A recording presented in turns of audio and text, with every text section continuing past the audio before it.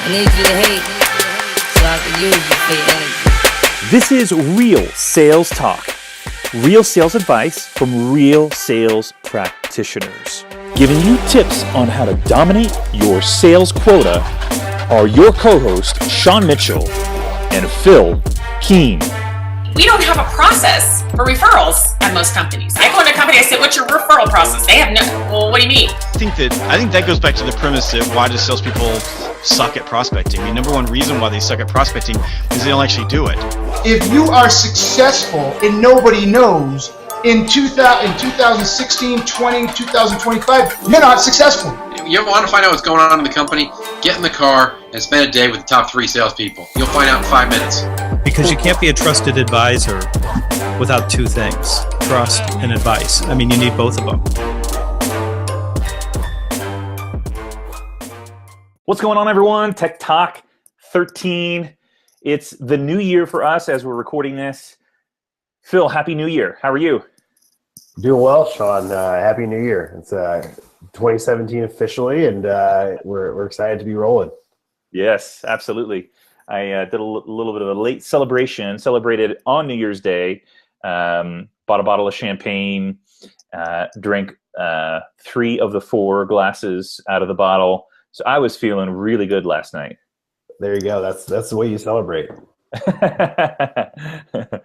At least I drank from an actual glass instead of just right out of the bottle. See, I usually just put a large straw and then just drink straight out of the bottle. One of those beer hats. You know, you just converted it to a champagne hat. And you got the helmet, and then you stick the entire bottles in the helmet where it holds the bottles, and then you got the straw that runs from there to your mouth. That is a piece of tech worth talking about for sure. Totally tech talk. Absolutely. So let's go ahead and dive in here. I'm gonna kick it over to you, and you've got a really interesting one here. So I'm excited to learn a little bit more about this app that you have been using. Yeah. So I like 2 years ago, I give the backstory of how I found this, and 2 years ago I set out to get 50 coffees in a year. That was back in 2015, and I was able to exceed that all the way into September. And I was about 75 coffees by the time I got to September. So I met a lot of people, and I was actually able to build my network out a lot. And I went into every conversation before I start the year to say, I don't want to have a conversation with an agenda. I just want to meet people and truly have no reason. I'm not selling you. I'm not pitching you. I just want to know you. And I want to learn from people. Years ago to do that. So I've constantly been looking for new ways to network, and I've done networking events, and I've looked out for ways to just get outside of my network. And it's crazy when you're in a community that is really close and tight, like Indianapolis, is quickly. And that's the same for a lot of communities in the US and really all over the world. Outside of my network, I meet people that are just not connected to the people that I'm connected to. And there's actually an app out there. It's called Shapr. It's Shapr. Let me see. I'll pull the website up while I'm chatting about it. There we go again with these trends. We were talking about the .io websites. Here's another example of companies kind of following each other, following the flock, removing the E after before the R. It's crazy. All the good domains are taken nowadays. So a lot of squatters. I think you and I have already talked about that before. Is there all the squatters out there? It's they're just taking all the good names and all the domains. Yeah. So I found Shapr. It's a pretty cool app. So think of it as Tindr for meeting people that are have similar interests to you for networking. And the idea is you come on, you swipe left or right, whether you're interested in meeting that person or not. I've actually met 3 or 4 people, pretty inspiring people through this app. And it's pretty great. One of the guys I met is a entrepreneur, and he does a lot of like hedge funds, and he does a lot of trading, and he just got a really interesting background. And just like everybody, it was like a secondary separation, but I would have never met him unless I found this app. And he and I have now gotten coffee twice now, and a lot of similarities, a lot of things we find interesting. So that's cool. It's an interesting comparison. It's like Tindr, but for business. right? If it was only that good. It was cool, and I've met a couple other authors. I've met things. I think if you start in general as a salesperson, or really just any professional, is when you start finding people that have similar interests of you, and you start having people and seeking more institutional knowledge. I think it's definitely something that grows you, and it grows your brand personally. And one of the things I always have a concern about is, like, I feel like nationally, I think I know a lot of people, but even in my little tight community, I feel like I just need to know more people. I need to be more engrossed with the community and give more back to the community. So I've really made it a point for 2017 to be that this year is to go after the Indianapolis community and be a part of it, and really get to know more people. Right on. That's really cool. I just downloaded it to my phone, so I'm going to get on and do some swiping as well. This will be the first time that I've had to swipe left or swipe right for something like this, since I was married long before Tindr came out. But that's cool. You can actually I'm opening up the Shapr app now, and it looks like you can utilize your LinkedIn profile to log in and create an account. So yeah, and then it looks for similarities. So I found a lot of people. So like I've told people on the podcast previously, is I made a switch over to marketing. So I've been looking for people that are in marketing in Indianapolis, and just have somebody to kind of bounce ideas off of, and have a network that's outside of my network that I consult with and have conversations with. So it's been great. Met 2 or 3 different people, and my conversations have gone pretty well. Yeah, it's great. So cool. Awesome. All right. So I'm going to talk about a few podcasts. 2016 was a really big year for me to get into not only creating content, creating a podcast, but also consuming a lot of podcasts for my own personal growth. My life got incredibly busy in many ways in 2016 with a second child. Also starting some side hustles, some side ventures like the podcast, as well as some other things.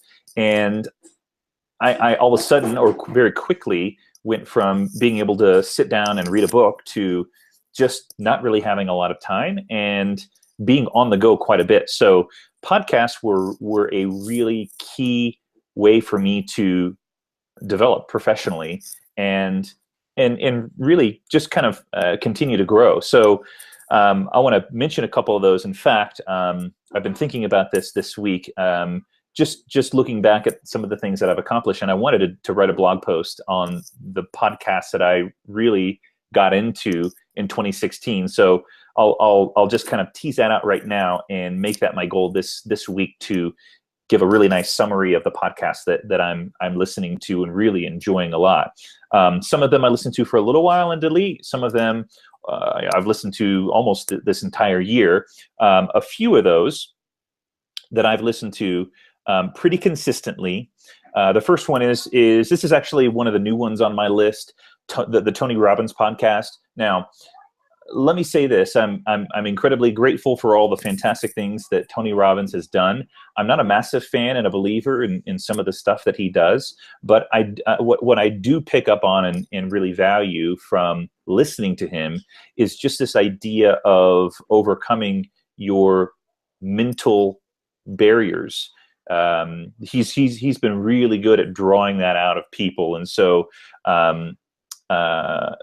that's one of the reasons why I started listening to the Tony Robbins podcast. And it's actually he's added some old interviews from many years ago, some people that he's interviewed. He's also doing new content as well. So they kind of tee it up, him and one of his employees, they kind of tee it up in the very beginning and then kind of segue into their topic. So have you heard of this one? Have you listened to this one at all, Phill? Yeah, Tony Robbins, I have a similar view. I love his ideas and how he talks. I love his positive attitude. I think it's something that, no matter if you believe in what he's talking about or not, it's good to hear some of the things that he's saying. And I haven't. He's a good person to have in the world. I think it's the best way to put it. Yeah, I love how he challenges people to do something outside of their comfort zone. That I think is how you, in my opinion, how you get over a lot of the mental barriers. Is you challenge your mind to go outside of those comfort zones and conquer them, or get better at overcoming those things. So I like that one. I've enjoyed that one. And they don't post as often. I'm just looking at the last time that they published something. It was December 7th. And then, so it looks like they're doing once a month, roundabout once a month. Yeah. Yeah. There's a good podcast too that I like. And they're not as frequent either. They kind of stopped back in September. Have you seen the SBI podcast, the Sales Benchmark Index? I've heard of it, but SBI Sales Marketing Podcast is just really, really solid content. It looks like, I'm looking at it right now on iTunes, they haven't posted since September 19th. But I would tell you, for people that are looking for field sales operations, people at how marketing and sales work together, sales enablement, organizational structure, just overall brand positioning, strategy, anything like that from a sales standpoint, use well-known companies, and they bring in a real practitioner to do the things that trouble everybody that's out there. So it's been really educational. I really recommend the SBI Sales Marketing Podcast. Yeah. I wish there's a lot of good ones out there, and I wish they did more. I'm just going to mention one that I didn't plan on it, but the Malcolm Gladwell one, Revisionist History, that's another good one. But he hasn't done. I mean, he seems to go pretty in depth with the stuff, but he hasn't done one since August. Yeah. So it seems like he's taken a little break. However, before this, he seems like he's been posting, on a weekly basis or so. Anyways, but there's some good ones in there. Like even on the sales side, Jeb Blunt, who we had on the show last season, he's got a podcast, and he maybe does once a month. Whereas, I mean, I think he's got enough good stuff out there that I think he could do much more often than that. Yeah. The second one that I intended on talking about today is Steal the Show with Michael Port. And I don't quite remember who suggested this to me. One of my Snapchat friends suggested that I take a look at this one. Michael Port he's an author, he's a public speaker, and that's kind of where he's developed his niche, which is public speaking and teaching people how to get better at public speaking. So this was something that also was a focus and emphasis of mine in 2016, to kind of round off the edges, get better at public speaking, remove a lot of the ums and the ahs. And of course, this in many cases is a lifelong journey for most people, but his content has been really valuable, and he's actually posting on a weekly basis, and interviewing people. Some podcasts he does on his own, others, and mostly he does with someone that he interviews to get a really unique insight. Yeah. So actually, funny you said that. Reason why I just got up. So Steal the Show. Nice. There it is. Book. That's what it looks like. So anybody that's on the video version of this or on YouTube, you can see what the book looks like. Awesome podcast. Great stuff. I actually got that book from a friend of mine, Trish Bertuzzi, who is just obsessed with Michael Port and Steal the Show, and she has nothing but kind words to say about him. Yeah, great book. I would say that if you're ever on stage or looking to get on stage, or if you ever have to present in front of people, investment. Even if you just want to get better at talking in front of people, I think it's a good investment. Yeah, he seems like the de facto for public speaking in 2017. I don't hear a lot of other people's names come up outside of Michael Port's. Yeah, I agree with that. By the way, when are we going to have Trish on the show? We got to get her on, because we'll have to she's got her stuff. And, it's time to get her on the show. Yeah, we should.